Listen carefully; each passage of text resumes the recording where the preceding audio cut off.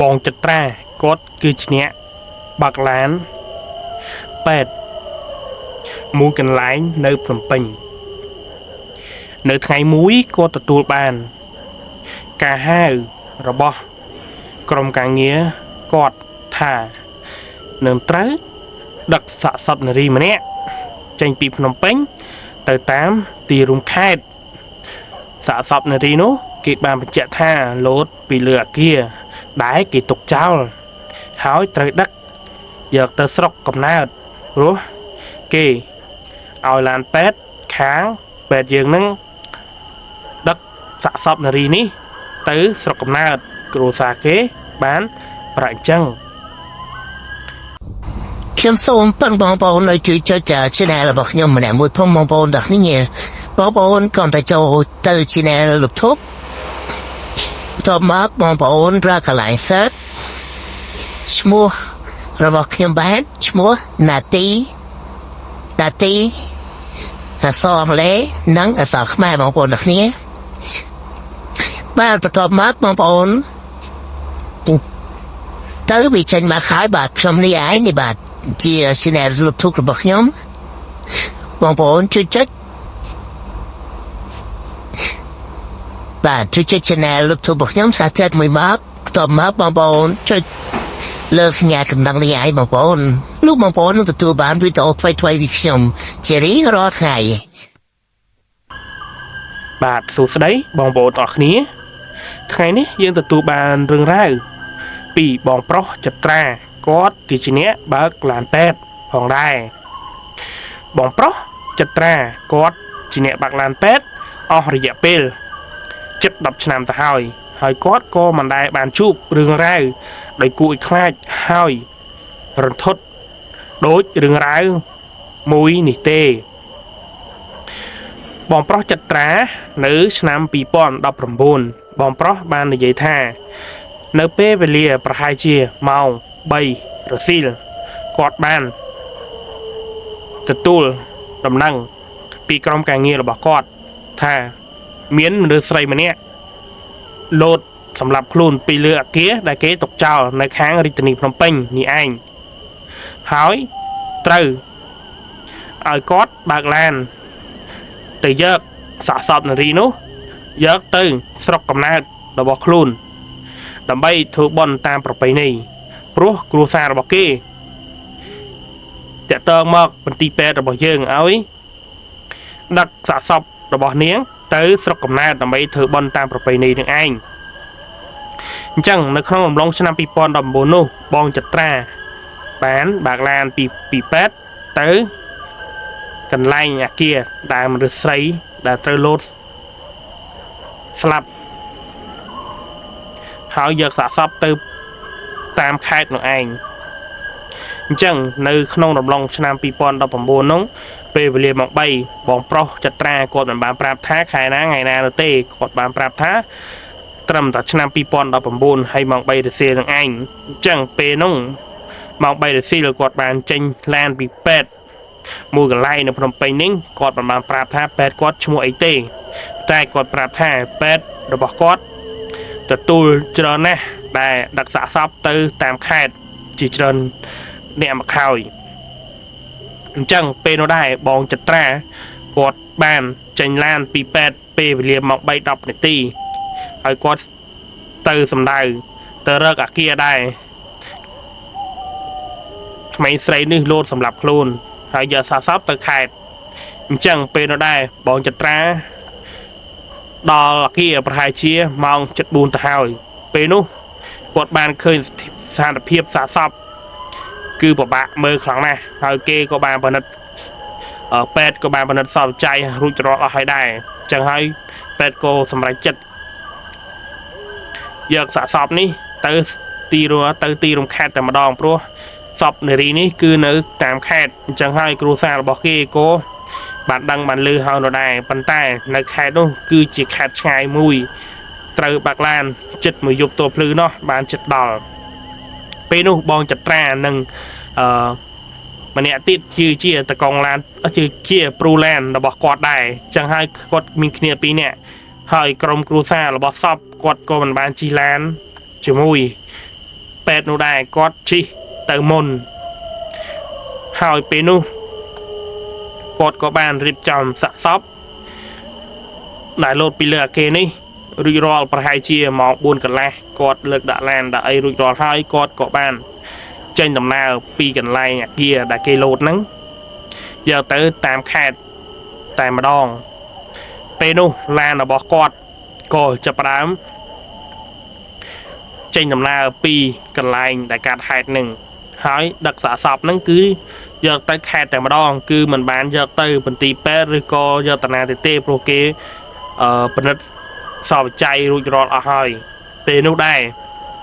បងប្រុសចត្រាគាត់ក៏បាននិយាយថាពេលវេលាប្រហែលជាម៉ោង 4 ជាងហើយគាត់ក៏បាន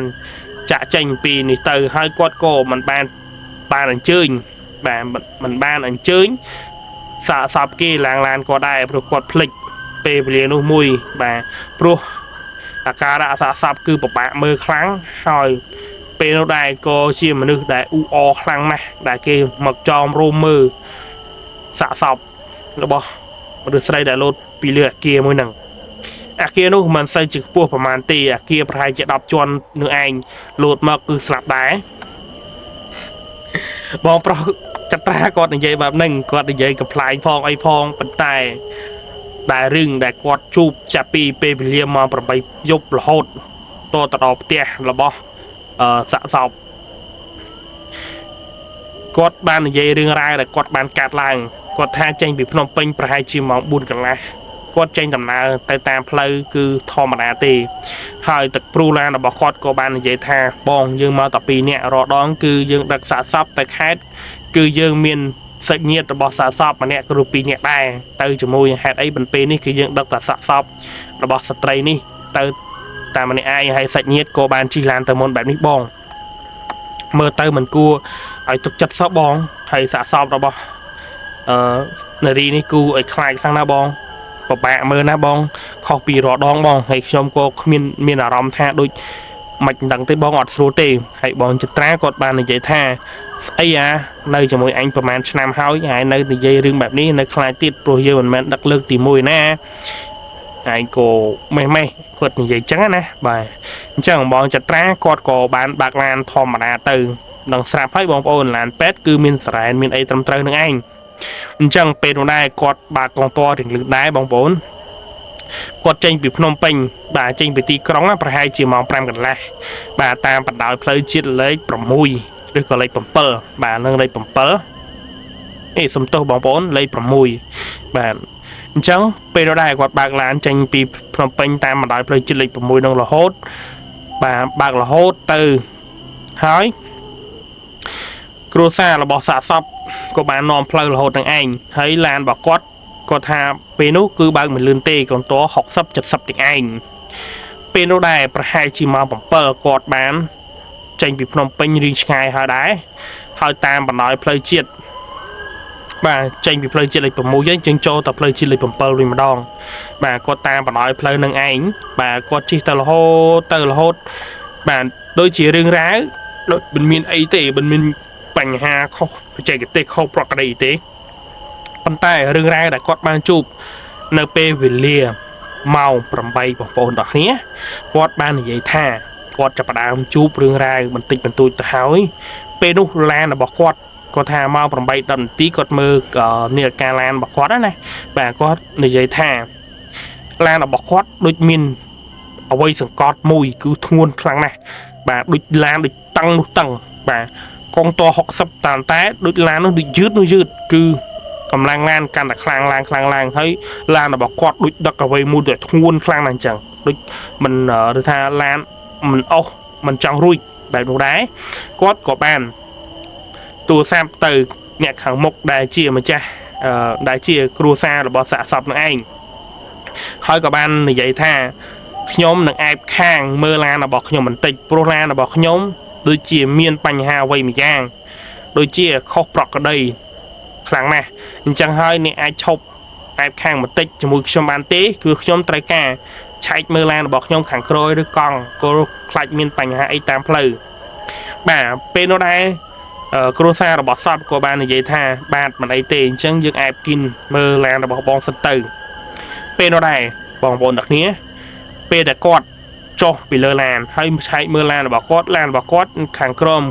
ជាមួយនឹងព្រូឡានរបស់គាត់ដូចជាអត់មានបញ្ហាអីទេឡានរបស់គាត់គឺល្អត្រឹមត្រូវមិនអីទេពេលនោះដែរគាត់ក៏បានលើកទូរស័ព្ទរបស់គ្រួសារនៃសព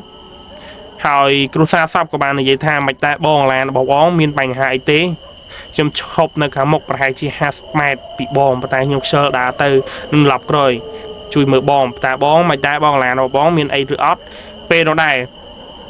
បងចត្រាគាត់ក៏បានឆ្លើយប្រាប់ថាឡានរបស់គាត់មិនអីទេប៉ុន្តែដូចជាមានបញ្ហាអ្វីមួយយ៉ាងមិនដឹងទេចឹងពេលនោះគាត់ក៏បានឡើងឡានជិះធម្មតាទៅវិញបងប្អូនទាំងគ្នាពេលដែលគាត់ឡើងឡានគាត់ក៏បានមើលតាំងកញ្ចក់ខាងក្រោយគឺមានមនុស្សស្រីម្នាក់ឈរភ្លៀកពាក់សអាវសទាំងអស់ឈរនៅខាងក្រោយនៅកន្លែងដែលគាត់ចតឡាននឹងឯងបងប្អូនបាទហើយអំពូលម៉ែត្រភ្លើងតាមផ្លូវជាតិគឺមានអំពូលម៉ែត្រ5ហើយគាត់បានគឺមើលតាំងកញ្ចក់ថាឃើញមនុស្សស្រីម្នាក់ឈរនៅ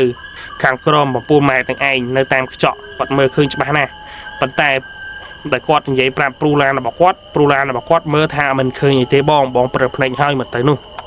អញ្ចឹងពេលនោះដែរបងចត្រាគាត់ដឹងក្នុងចិត្តថាប្រហែលជាសាកសពនេះលេងគាត់ហើយមកទៅប្រហែលជាខ្មោចលេងគាត់ហើយមកទៅពេលនោះដែរបងចត្រាគាត់ក៏បានចេញឡានទៅយ៉ាងលឿនបានហើយក៏បានតែប្រាប់សាច់ញាតិរបស់សាកសពថាឲ្យចេញឡានឲ្យលឿនទៅមិនបាច់នៅទេពេលនោះឡានរបស់គាត់ប្រហែលជាម៉ោង9ជាងបាទម៉ោង9ជាងហើយគាត់ក៏បានចូលទៅការ៉ាសាំងមួយកន្លែងហើយចាក់សាំងឲ្យពេញបាទពេលនោះគាត់ក៏បានចាក់ចេញពីការ៉ាសាំងមួយកន្លែងនោះទៅតាមធម្មតាបាទជិះពីក្រោយឡានរបស់តាច់ញាតិសាកសពរហូតទៅប្រហែលជាម៉ោង12គាត់ក៏បានជួបរឿងហេតុការណ៍មួយទៀតហើយហេតុការណ៍មួយនេះធ្វើឲ្យព្រូឡានរបស់គាត់យ៉ាងញ័រដៃញ័រជើងអស់តែម្ដងគឺធ្វើឲ្យព្រូឡានរបស់គាត់ខ្លាចយកតែមែនតែម្ដងបងប្អូនបាទពេលនោះដែរបងចត្រាគាត់បាននិយាយថាពេលវេលាម៉ោង12 10នាទីពេលនោះឡានរបស់គាត់បើកសុកស្រាប់តែលួតភ្លើងទាំងអស់តែម្ដងពេលនោះឲ្យលួតភ្លើងអស់តែម្ដងប្រហែលជាបាទហើយឲ្យលួតភ្លើងនេះមិនមែនថាឈប់តម្រង់ទេបងប្អូនគឺកញ្ឆក់យកតែម្ដងធ្វើឲ្យឡានរបស់គាត់ឈប់ហើយគាត់ក៏បានស្វាទូរស័ព្ទរបស់គាត់បើកភ្លើងបើកអីហ្នឹងហើយព្រូឡានរបស់គាត់ក៏ស្វាទូរស័ព្ទតែទៅសាច់ញាតិនៅបើកឡានខាងមុខនាំផ្លូវនេះឯងក៏បាននិយាយថាបងឡានខ្ញុំខូចតាមផ្លូវគឺឲ្យលួតភ្លើងទាំងអស់ហើយបងពេលនោះបងប្អូនសាច់ញាតិរបស់សាកសពជិះឡានទៅមុនប្រហែលជាបាទ500ទៅ600ម៉ែត្រទៅហើយអញ្ចឹងគាត់ក៏បានលើទូរស័ព្ទហើយគាត់ក៏បានឡប់ក្រោយវិញអញ្ចឹងពេលនោះដែរឡានរបស់ឡានពេទ្យគឺនៅឈប់កណ្ដាលផ្លូវតែម្ដងគឺសំណាងហើយគឺមិនមានឡានណាដែលមកពីក្រោយឬក៏ពីមុខនោះទេព្រោះពេលវេលាប្រហែលជាម៉ោង12ជាងទៅហើយគឺគ្មានឡានណាដែលរត់មកតាមផ្លូវជាញឹកជាញើនោះទេបងប្អូននឹងស្រាប់ហើយផ្លូវជាតិលេខ7នោះគឺប្របាក់ខ្លាំងណាស់បងប្អូនផ្លូវទូចង្អៀតហើយសិតតែព្រៃភ្នំអញ្ចឹងហើយពេលនោះដែរបងប្រុសចត្រាมันមានអ្វីច្រើនទេគាត់ក៏បើកឡានបើកភ្លើង7របស់គាត់បាទបើក7របស់គាត់ហ្នឹងមើលកន្លងសងខាងឡានរបស់គាត់គឺมันមានអីទេបងប្អូនអ្នកគ្នាហើយគាត់ក៏បានបើកក៏ប្រាប់មើលគួយឡានរបស់គាត់គីឡូមានបញ្ហាអីអញ្ចឹងហើយបងប្អូនព្រូឡានរបស់បងប្រុសគាត់ក៏បានយកទូរស័ព្ទភ្លើងភ្លឺហើយក៏ដើរមើលខាងក្រោយហើយបើកទ្វារមើលសាកសពអីចឹងទៅពេលនោះព្រូឡានរបស់បងប្រុសចត្រាគាត់ក៏បានបើកទ្វារខាងក្រោយបងប្អូនទាំងគ្នាស្រាប់តែឃើញសាកសពអង្គុយស្ងុកនៅខាងមុខហើយភ្នែកបើកខ្លាំងហើយមុខមាត់បងប្អូនទាំងគ្នាគួរឲ្យខ្លាចឲ្យសិតតែឈាមសក់ទម្លាក់មកមុខហើយពេលនោះដែរព្រូឡានរបស់បងចត្រាពេលនោះស្រែកខ្លាំងមែនទែនគឺខ្លាចឡើងងัวជើងងัวដៃតែម្ដងពេលនោះបងចត្រាក៏ឮសំឡេងបែបនេះបងប្អូនទាំងគ្នាគាត់ក៏បានរត់មកខាងក្រោយវឹង ហើយបើកមើលថាចាប់ព្រូឡានរបស់គាត់ថាថៃឲ្យមានរឿងអីពេលនោះដែរព្រូឡានរបស់គាត់ក៏បានចកោទៅសាកសពហើយសាកសពនោះបងចត្រាគាត់ក៏បានឃើញថាអង្គុយឆ្ងល់ដែរហើយភ្នែកគួរឲ្យខ្លាចខ្លាំងណាស់ពេលនោះបងចត្រាគាត់ក៏បាននិយាយយ៉ាងម៉េចនិយាយតិចតួចទៅព្រោះគាត់មានបទពិសោធន៍ខាងនេះយូរហើយអញ្ចឹងណាបាទពេលនោះគាត់ក៏បាននិយាយបាននិយាយថាបាទភាសាចែកទេសបងប្អូនអ្នកគ្នាខ្ញុំមិនបានដឹងទេថាគាត់និយាយយ៉ាងម៉េចគាត់ក៏បាននិយាយថាតាមភាសាចែកទេសរបស់គាត់ហ្នឹងទៅការបទពិសោធន៍របស់គាត់10ឆ្នាំជាងហើយអញ្ចឹងក៏រឿងរ៉ាវនេះក៏គាត់បានជួបច្រើនដល់ដែរអញ្ចឹងពេលនោះគាត់ក៏បាននិយាយហើយសាកសពនោះក៏បានដេកទៅវិញជាធម្មតាបងប្អូនអ្នកគ្នាប៉ុន្តែយើងងាកមកមើលព្រូឡានរបស់គាត់វិញបាទនោមចង់ថាចេញនោមទៅហើយញាស់ជើងញាស់ដៃខ្លាំងណាស់ព្រោះគាត់មិនដែលបានជួបរឿងរ៉ាវស្កាយសាហាវបែបនេះទេឃើញច្បាស់នៅភ្នែកបែបនេះពេលនោះគាត់ញាស់ដៃជើងមែនតើហើយទូរស័ព្ទរបស់គាត់ក៏បានបើកភ្លើង7ភ្លើងខ្វាហ្នឹងបងប្អូនគ្នាមើលទៅសាកសពហ្នឹងនៅតែឆ្កឹងនឹងឯងបងប្អូនគ្នាហើយព្រូឡានក៏បាននិយាយថាគាត់ដេកវិញហើយឯងគោមិនម៉េះពេលនោះគាត់ព្រូឡានក៏បានវាយក្បាលរបស់សំទោសតកងឡានបងចត្រាហ្នឹងក៏វាន់វាយក្បាលរបស់ព្រូឡានគាត់3ដងហើយព្រូឡានរបស់គាត់ក៏បានមានសតិវិញបងប្អូនហើយគាត់ក៏បានបិទទ្វារបិទអីធម្មតាហើយដឹកដៃព្រូឡានរបស់គាត់ទៅមុខហើយគាត់មើលកអុយកអីមើលអុយមើលអីហ្នឹងទៅក៏បានឃើញឆេះវិញឡានរបស់គាត់គឺមានភ្លើងមានអីវិញហើយក៏បាទសាច់ញាតិសាក់សពហ្នឹងបានមកដល់ល្មមថាបងមានរឿងអីចឹងទៅក៏បានសួរនាំគ្នាចឹងទៅហើយក៏បានឆែកឆេមើលឡានពេទ្យហ្នឹងហើយសាច់ញាតិរបស់សាក់សពបងប្អូនគាត់ក៏បានចុះមកមើលសាក់សពរបស់នារីនឹងដូចគ្នាហើយក៏បាននិយាយថាមិនមានអីណាបងអីហើយព្រូឡានរបស់បងកាត់អីបាញ់ញ័រមាត់ញ័រអីសក់មើលទៅមុខមាត់ដូចស្លេកស្លាំងម្លេះព្រូឡានក៏បានកុហកថាមិនមានអីទេបងប៉ុន្តែព្រូឡានហ្នឹងគាត់មិនបានប្រាប់ថាវាមានបញ្ហានោះទេអញ្ចឹងសាច់ញាតិរបស់សាក់សពក៏បាននិយាយថាបងអាចបាងយ៉ាងម៉េចចាំមកខ្ញុំមកអង្គុយនៅកន្លែងនេះព្រោះគ្នាខ្ញុំ16នាក់ណោះអញ្ចឹងខ្ញុំឲ្យ2នាក់មកអង្គុយចិត្តសាក់សពបានដែរទេបងអញ្ចឹងព្រូឡាននិងតកងឡានក៏បាននិយាយជាមួយគ្នាថាមិនបាច់ទេបងមិនអីទេហើយគាត់ក៏បាននិយាយថាចិត្តដល់ផ្ទះហើយនៅបងព្រូឡានណាក៏បាននិយាយបែបហ្នឹងនិយាយទៅការសញ្ញាតរបស់សាក់សពនឹងឯងតែញាតិរបស់សាក់សពក៏បាននិយាយថាបាទបងប្រហែលជាម៉ោង2:03បងដល់ផ្ទះហើយពេលនោះគាត់ក៏បាននិយាយថាអូយឆ្ងាយយ៉ាងនេះបងឆ្ងាយយ៉ាងនេះអញ្ចឹងពេលនោះដែរថាបងនៅខេត្តឆ្ងាយអញ្ចឹងហើយផ្លូវដែលចុះទៅផ្លូវដែលចុះទៅផ្ទះរបស់សាក់សពរបស់ផ្ទះបងអូនខ្ញុំនឹងឯងគឺឆ្ងាយចុះទៅតាមបណ្ដោយផ្លូវលំបងប្អូនបណ្ដោយផ្លូវលំបន្តិចហ៎បងអញ្ចឹងពីខ្នល់ជាតិទៅដល់ផ្ទះចុះដល់ក្នុងភូមិនឹងប្រហែលជា7ម៉ោងណាបងអញ្ចឹងពេលនោះបងប្រុសដែរបងចត្រាគាត់បាននិយាយថាអូយឆ្ងាយយ៉ាងនេះបងហើយផ្លូវស្រួលជិះទេគាត់និយាយថាផ្លូវលំបងអើយមិនសូវជាស្រួលជិះប្រហែលទេព្រោះផ្លូវគេមិនទាន់ធ្វើបាទពេលនោះបងចត្រាគាត់ក៏បាននិយាយថាអញ្ចឹងយើងឆាប់ចេញដំណើរទៅប្រូឡានខ្ញុំវាមានភ្លើងមានអីឆេះធម្មតាហើយបងអញ្ចឹងយើងឆាប់ដំណើរស្រោតទៅគីឡូប្រហែលជាម៉ោង3អីអាចដល់ផ្ទះបងខ្ញុំត្រឡប់មកភ្នំពេញវិញពេលនោះដែរគាត់ក៏បានឡើងឡានទាំងអស់គ្នាហើយបងចត្រានិងតកងឡានរបស់គាត់ក៏បានស្រែកនិយាយថាបងកុំបើកលឿនពេកព្រោះឡានរបស់ខ្ញុំខ្លាចតាមអត់តន់ខ្លាចមានបញ្ហាអីចឹងណាបងប្អូនបាទអញ្ចឹងពេលនោះដែរបងចត្រាគាត់ក៏បានបើកស្រែនបើកអីទៅធម្មតាដូចដើមអញ្ចឹងគាត់ចាប់ផ្ដើមដើរបើកចេញពីនេះទៅប្រហែលជាម៉ោង1គាត់បានឈប់ឈរនាទីដែរបាទចឹងពេលនោះដែរបងចត្រានិយាយមួយបងតកងឡានថាហែងនៅឲ្យស្រួលតាំងស្តិល្អរឿងរ៉ាវនេះវាមិនមែនជួបតែម្ដងទេហើយនៅជាមួយអញយូរបន្តិចវាញឹកញយទៅវាទម្លាប់ហើយចាំទៅដល់ភ្នំពេញវិញអញជូនអញទៅវត្តហើយរីនសោតធរបង្ក្រាបប្រភេទពួកអស់នឹងជួនកាលវាមិនមែនជាបលឹងវិញ្ញាណសាកសពទាំងទេប៉ុន្តែមកពីប្រភេទពួកអមនុស្សនៅតាមផ្លូវដែលយើងបានជិះហើយយើងឈប់ឡាននឹងឯង ស្រួលពួកវាបង្ហាញអ្វីប្លែកៗឲ្យយើងឃើញគួរខ្លាចចឹងទៅហើយត្រូវតែតាំងសតិតាំងអារម្មណ៍ឲ្យបានល្អប្រយ័ត្នមានបញ្ហាថ្ងៃក្រោយហើយត្រូវបាក់ឡានចឹងណាហើយចឹងហើយព្រូឡាននោះក៏បាននិយាយថាបាទបងមិនអីទេខ្ញុំនឹងព្យាយាមតាំងសតិតាំងអារម្មណ៍របស់ខ្ញុំឲ្យបានល្អពេលនោះដែរបងប្អូនទាំងគ្នាគាត់បានជិះទៅដល់ផ្លូវលំដែលចុះទៅផ្ទះរបស់សាកសពនឹងឯងពេលវេលាប្រហែលជាម៉ោង2កន្លះទៅហើយពេលនោះគាត់ក៏បានធ្វើដំណើរតាមបណ្ដោយផ្លូវលំនោះគឺស្ថានភាពផ្លូវគឺពិបាកខ្លាំងដែរបាទក៏ហុកតិចតួចបាទមានព្រៃឈើមានភ្នំមានអីហ្នឹងទៅធម្មតាទៅបងប្អូននៅតាមទីរួមខេត្តមួយកន្លែងហ្នឹងបងប្អូនគួរតែដឹងហើយថាតាមបណ្ដោយផ្លូវជាតិលេខ7យើងមិនបាននិយាយថា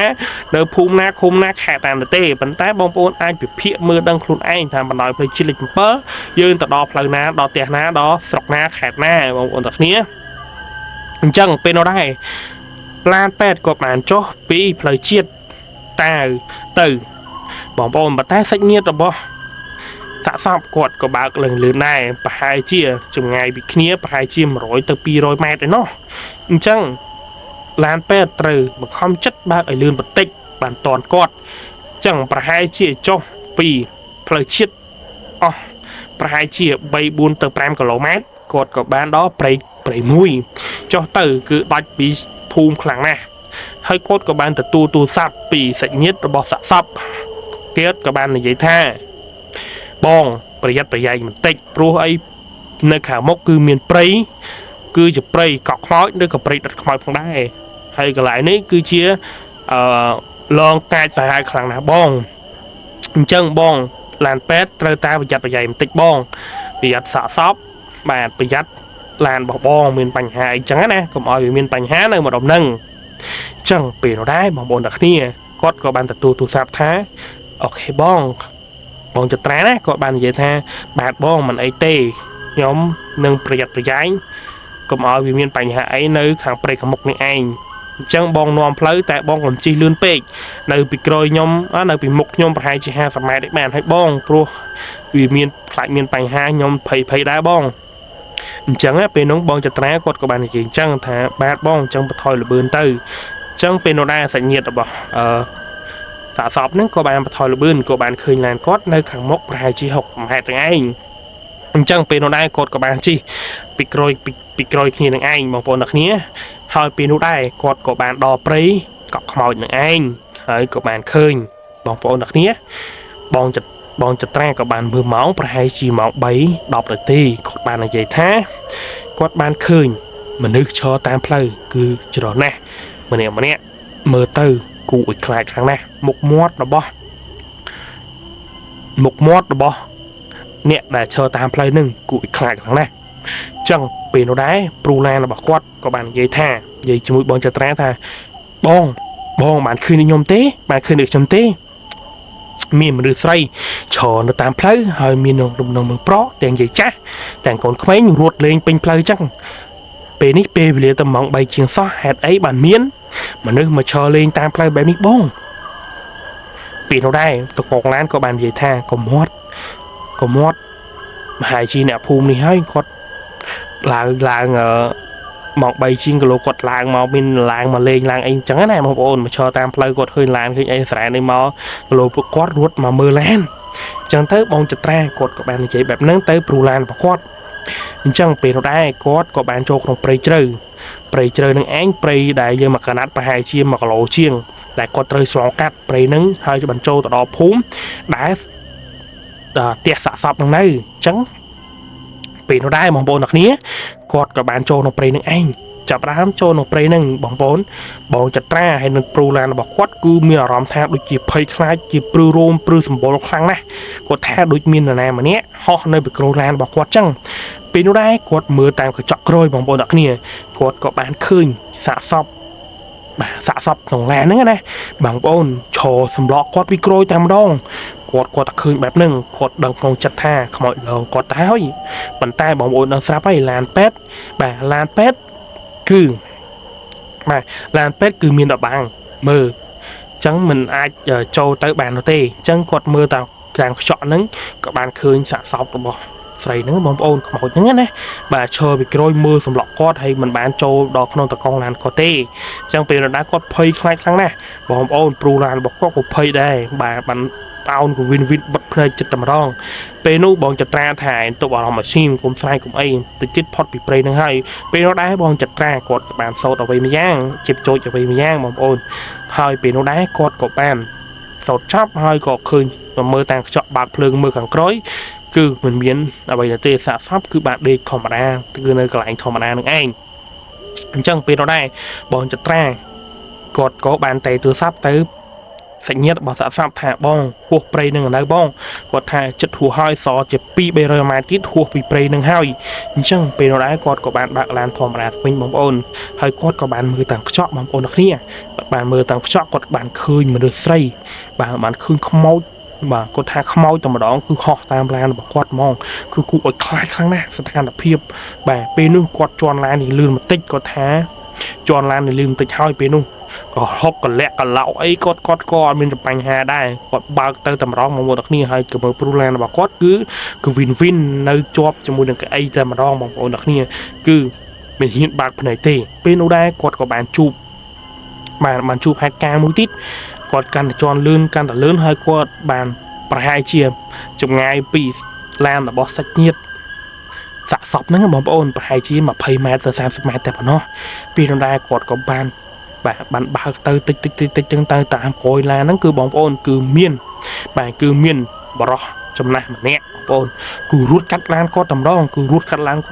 có tầm đó thôi quạt chặt bằng ô trường hai quạt của bạn mưa tới của mình khơi tới quạt của bạn chộp mưa ra bóng ôn quạt của bạn thư tầm lá tới một tít quạt của bạn thư tầm lá tới một tít hỏi của bạn lơ tu sắp đã sẽ nhiệt ở bọcสะสมเนื้อบอมโอนเตะมอกตามร้องแทะบ้องคุยสู่แทะบ้องฮัดไอ้บันลานบ่บ้องจับปรางเอาแบบนี้บ้องมีปัญหาอีเมนก็ทางมีปัญหาบ้องจังสมบ้องบัตรตุซาปียมจังจากลานบ้องโอนแทงสะสมนั่นไงนะก็แทะบ้องของบัตรตุซับจังเบียยมไอ้จังยืนในยัยขี้บัตรดักบัตรเตะบ้องจังก็จะประดับจะประดับบากลานเตะปีโขยล้านบ่บอมโอนใส่เย็ดสะสอบนึงนะตรำตายมาเพย์แมทปีเนียแต่ปนอบ่ายมาเพย์แมทตอนดอกไม้ปีเนียแต่ปนอจังบอลจะแตรกดการตะคลายคลางหอยจังเกี่ยวกับเจเนียบัดน้าบอลจะแตรกับบานสู้ทางบอลหัวปรีหนึ่งได้ก็ทาหัวให้บอลหัวบานติดให้จังเป็นโนได้บอลจะแตรกับบานเมื่อคืนเตะหน้าพุ่มบ่าเตะหน้าพุ่มคือมีบาดเพลิงบางไอตาหมกเตะหนึ่งไอทอมบัดน้าดับศิลาใส่หนึ่งก็ใจจังนะบ่าจังก็จะบัดน้ามีนรมแค่ปรือเมียร้องท่าสูงติดให้กอดกับบานลือสำเร็จเพลงมาโกรไอจังไตแบบลือมาโกรไอในขังมกลือสำเร็จมาโกรไอในขังมกไอจังบางปนจังกดกระทาประหายจิตดอเตี้ยสาสาวให้มาเตยน้องเป็นอะไรแบบโดยจะไปดักกดอย่างใจจังกดท่าดอเตี้ยบอกสาสาวให้เป็นนู้สัญญาณบอกสาสาวกับบานซีเตอร์ให้เอาไว้ได้สำคัญบางปนเตี้ยบอกสาสาวไหมคือสัตว์แต่มันนึกสมดองสตับมันนึกให้มันเนี่ยมันคือรถเจงปิเตียมอก็เคยลานเปิดดังนะแบบหัวเจงปิเตียมอคลายุมพงไอพงมอจะตรากดใหญ่จังทางเวรินจิตทอมานาแต่เขาเนี่ยบัดบองสัญญาแต่สลับมา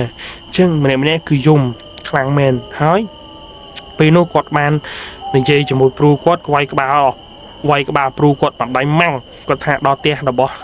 สะสาวเฮ้ยพิจารณาเวลาเมียนไอเฮ้ยจังไปโนได้ปลูลานบอกกดกับแบนโจbạn cho tới dài lan vậy thò mà ăn bóng ồn hơi của bán này vậy tha dài lan vậy đấng cô hiệp chấm giờ sắp cho bị lừa lán hơi cô mình là cha pi nhé giờ mực sốt bà mực sốt lấy sốt rừng từ bà môn ở xạ sọp nó cho pi lừa lan bà giờ xạ sọp cho pi lừa lan màu chẳng pe cha còn sốtรีรอดละห้อยก็แบนเยอะสะสอบนั่งบอมโอนเยอะสะสอบนั่งเจงปีเป็ดเจงปีแหลมเป็ดนั่งเยอะมากบอมโอนห้อยกอดมองจะแปลนั่งโก้บากเฟียบากไอ้หีบจอมตัวมวยปลูกอดนั่งเยอะสอบนั่งเจงมากปีข้างแลนทอมแดงเตยห้อยกอดก็แบนกูข้างแลนบอกกอดถ่ายเจยดอเตะดอไอ้ให้จอกมากกลมลองปันไหลจำตีจำดักเยื่อมาดอเตะให้กลมตัดตามแลนบอกยำติดจังนั้นนะบอมโอนจังเป็นอะไรบอมโอนออกนี้กอดก็แบนหีบจอมส giờ xã sọp nó trôi tranh màu hơi cột của bán prap tha phải hai kháng này dựng nừng chẳng cái này một ôn hai cô phải nhiệt bỏ xã sọp đá móc này chơi mới quát há bong chụp rừng ấy kia khác tạm play bong chặt trà của bạn dễ tha mùi ní trong và hai chia chạy hết thôi từ Phnom Penh vĩnh và hai chia chấm trồn quạt hai bom mà từ rồi cài hai kháng này tăng pi tranh màu pi Phnom Penh màu bạc lẻ cứ phơi tục bọc nên nhom thưa Ireland trong thôn phong ấy phong bom xả hai kháng này bong cua tạiประจัยมันติดจังแต่เอาโลกเอาโลกชาเธอก็เอาคลางมันติดจังเป็นอะไรสัญญาณบ่สะสมกับแบบนี้ทางจังบองจามปลำล้างประหายจีมองปลามาผมมวยเอเตอร์จับมองจะใจปีนิเตอร์ปลุกไอเปนี่ประหายจีมองบูนเชียงนี้คือปะบะมันบัดเตอร์เทบ้องจามเอาปลามาผมมวยเอเตอร์เป็นเราได้ปลูลานบอกก่อนกับแบบนี้ทางบ้านบ้องจังหวัดเตอร์เตยยำสมในเซอร์สันเฮาสมดีสมัยต่างจังปลูลานกอดกับแบบยันรังจะไอจะได้กลายขอมเตี้ยแล้วบอกสะสมตั้งแต่ให้กดกับbạn đi lụi bị thòng đàn từ hơi pru lán nơi tên dây cho bùi thằng xanh nhất của bạn là dây thà cả hai prey nó cứ miền prey khác còn mánh tranh muôn tranh một prey còn khơi ta cha mình hẹn ruột trâu ta làn quạt bạn còn chặt ráo aoแบบนู้ไอ้มองพอตักเนี้ยเป็นเราได้กดก่อแบบนั้นtớiสnhiệt ở bỏ sạ sọc hay nhiệt bỏ sạ sọc của bạn kịch cu lôi cãi oi làn pet năng tới hay có oi làn pet nó mình nhâm ai bầm bò ai nhâm tới hay có khang sạch nhiệt bỏ sạ sọc nó có hiệp trong thư bon tam bạc pay ni tới bằng bon đặc นี้ยปั่นใต้เอาไว้ได้สำคัญปลูล้านบองจัดตราตะกองล้านบองจัดตรานี่นะกดในใจท่าประหายเชี่ยเกขังขย่มมันบาขย่มมันบ้านอันเชิญเกลางลานเปเด็กขย่มจังเมาขย่มพลิกบอกขย่มปั่นใต้กดเมาจมูกได้ปั่นใต้กดถือบกตกมันนึงบอกขย่มประหายจีเขามาปิดขย่มห้อยบองมาเติมปีเราได้บองจัดตรากดกับบ้านจีแบบหนึ่งตื้อสnhiệt bỏ sạ sọc mà nhiệt bỏ sạ sọc có thăm ấy thì lời bà kiện thật đó thì đợi hai bóng ấy ta cha của bọn bậc cả bạn ấy hủy hoặc là đây hay làn bỏ bóng của bạn pro tật pro ấy chẳng hạn nè lâu cả cha ấy quật bạn cả lăng chung vinh hơi sốt ấy cô mình miền ấy tê bóng mặt tới luôn chẳng bên nó đây bóng chật tra có tha chẳng nhưng xong tới xong rẽ mà tích pro ấy nhưng bình nhập lan tới Phnom Penh vinh prama một mũi bởi ấy nhưng làng từ vinh hơi bên nó đây bóng chật tra quật cả bạn tới xong rẽ nơi chật pro lan bỏ quật được kia bà chọn rừng mừng nhé bạn đi từ bà bong trá đưa ra bộ bong trá cứ miên tập đằng tiền là ngay bong trá cột bàn tranh mọc Phnom Penh á tranh mọc Penh vĩnh prai chỉ mọc bơ cả là bật cột hộp bò hộp ấy hội cho hái ngu tật một ấy hái nơi cả lại nóng bàn có chợ tranh pi cả sọc nắng á mong bong tranh bị tẹt xạ sọp nắng á bà bớt Phnom Penh vĩnh hơi bong ôn đài tự nhiên bỏ xạ sọp cứ mình em nè cứ dùng bọc dùngสหายได้เพราะสะสอบนี่คือเชียร์สะสอบได้มันคือใส่ได้บ่ากอดบานประบาจัดบ่ากอดประบาจัดกอดบาจัดจังเตยกอดถวยมีประสิทธิเพลย์จัดจีคลังบ่าจังให้ถวยกอดบานสำหรับจัดถวยอัตเคียดคุณไอ้ดำโลดปีเลือกเกี่ยวกับพวกนังเมาตมรองบ่าถวยกอดสลับให้เรื่องราววิจารณ์ติดบางคนตะเนี่ยกอดมันคือใส่อยู่ตำใต้chất 30 năm hơi mà phơi bằng 7 năm hơi cột ở toàn mình kêu xa tì cột mình từ sòng xa trong từ có thì chia nẹt thua cá nơi hàng mua gần lại nơi Phnom Penh chứ đặc kia sẵn sàng được anh chẳng nè bóng bồn kêu hay pet hay beli kia ban sẵn than ban chơi hay su nuông lại chất khang chơi nẹt thua cá một khi trong tới kia các bạn gì than che than bong sấy nữa nè cột bà cộtอายุมาเพย์ชนะมาเพย์ชนะจะ30 nămท้ายกอดก็มีสองสามมาเนี้ยบาสลังเคียนนะปันแต่สองสามบักกอดนั่งยินทำไมให้เธอบอบองกอดเจ้าเธอกอดมีนกอมีนไอ้ของปูติดจังนะจังบัดหมอยนั่งลองสายครั้งนี้ครั้งน่ะจังเธอกอดบัดจัดครั้งให้กรูซาบักกอดกับอันเตมาทาสได้มาโตอากางเงียบักกอดก็ปะบะจังนะมองโอนออกนี่จังเธอกอดกัดใครแต่มาดองสลับเตียงสำหรับไปจับชีวิตและรูปหลักเกี่ยวกับไอ้ตำรองจังบริกรบ้านใหญ่จังนะให้สิ่งนี้ระบบกอดระบบสะสมนั่นก็บ้านใหญ่จังได้บริกรใหญ่จังให้ก็บ้านเสิร์ฟซูจังเตอร์เนี่ยเธอการเคียงเตอร์มาเรื่องราวระบบบองใส่นั่นคือมีแต่ปรังเตะของปอตักนี้จังบองหลานบองจัตรานั่นก็กอดเธอหลังแล้วจังปีภูมินึงบองปอนจังปีภูมินึงเมาวิ่ง បងបំពើជានឹងឲ្យគាត់មើលតាមផ្លូវបងប្អូនអ្នកគ្នាតាមផ្លូវគឺសិតតែហុកបងប្អូនហើយគាត់ថាសិតតែហុកសិតតែគ្រោះសិតអីហ្នឹងទៅហើយព្រៃកក់ខ្មោចហ្នឹងគឺសភាពសន្តិភាពបងគួយខ្លាចខ្លាំងមែនតើហើយតាមផ្លូវដែលគាត់មកបើកគាត់មកវិញហ្នឹងណាឡើងមកក្រោយជាតិវិញហ្នឹងគឺមិនសូវជាមានឡានរត់ទេឡានមួយហើយម៉ូតូមួយទេបាទម៉ូតូមួយទេហើយភូមិដាច់ស្រយាលពីគ្នាផ្ទះអីចឹងទៅគាត់បាននិយាយចឹងណាហើយគាត់ក៏បានធ្វើដំណើរពីភ្នំពីរនោះមកភ្នំពេញវិញបងប្អូនបាទភ្នំពេញវិញដោយសុវត្ថិភាពមិនអីទេអញ្ចឹងរឿងរ៉ាវរបស់បងចត្រាគឺមានតែប៉ុណ្្នឹងទេជាអ្នកបាក់ឡានពេទ្យបងប្អូនណាបាទអញ្ចឹងបងប្អូនមានតែប៉ុណ្្នឹងទេអញ្ចឹងបើសិនជាបងប្អូនបាទបើសិនជាខ្ញុំនិយាយទៅវាទាស់សម្ដីត្រង់ណាមួយសូមកាន់តែអភ័យទោសពីខ្ញុំផងដែរបាទអញ្ចឹងសូមឲ្យបងប្អូនcomment អ្វីដែលបងប្អូនស្ដាប់ទៅដូចជាបបាអញ្ចឹងបងប្អូនអាច comment ដើម្បីស្ថាបនាខ្ញុំឲ្យខ្ញុំនិយាយឲ្យបានល្អជាងនេះហើយរីកចម្រើនជាងនេះបន្តិចបងប្អូនព្រោះខ្ញុំមិនដែលធ្លាប់និយាយច្រើនទេខ្ញុំទំតែដៃថ្មីអញ្ចឹងហើយសូមបងប្អូនអភ័យទោសផងបើសិនខ្ញុំនិយាយទៅខុសឆ្គងអីហ្នឹងហើយអរគុណច្រើនបងចត្រាដែលបានចែករំលែករឿងរ៉ាវរបស់បងឲ្យខ្ញុំបានចែកជូនបងប្អូនយើងស្ដាប់អស់គ្នាបាទអញ្ចឹងវីដេអូមានតែប៉ុណ្្នឹងទេសូមអរគុណច្រើនហើយកុំភ្លេចជួយចុច like និង share follow ខ្ញុំម្នាក់មួយផងជួយចុច channel លោកធុកខ្ញុំម្នាក់មួយផងបងប្អូនអរគុណច្រើនជួបគ្នានៅក្នុងវីដេអូខាងក្រោយបងប្អូនអ្នកគ្នាអរគុណពីខ្ញុំណាទីបងប្អូនអ្នកគ្នាអរគុណជម្រាបលា